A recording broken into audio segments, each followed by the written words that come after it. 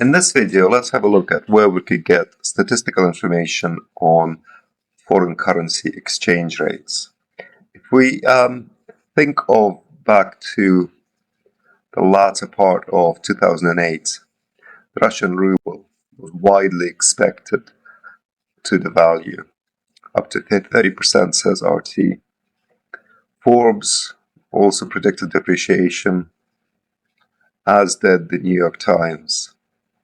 So let's have a look at how big the depreciation was and try to consider the reasons for that.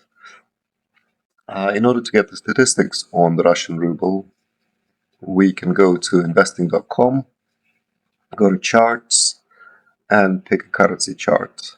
Right here, your default option is going to be Euro to USD, but let's switch that to USD to ruble.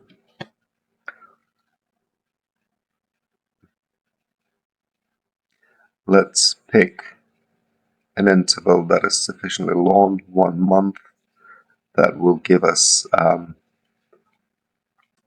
will enable us to go back sufficiently far in time. And when your cursor is pointing somewhere in the chart, you need to scroll your mouse down, and that allows you to go back in time.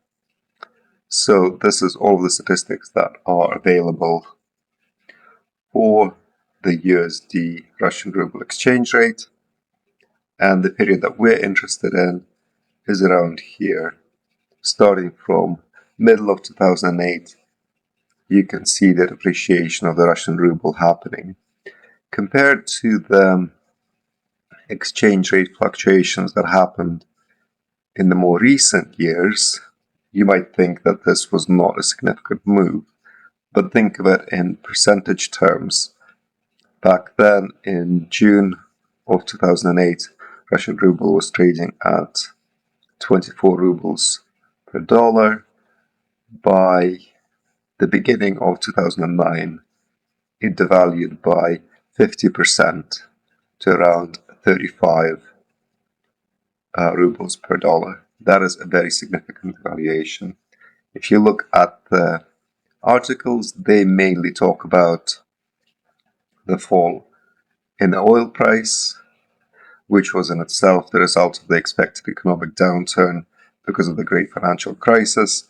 So as the great financial crisis unfolded, there was a flight to safety, and currencies of developed countries that were less exposed to commodity price fluctuations, for example, as in the Russian case, were favored, and that led to a devaluation in the Russian ruble.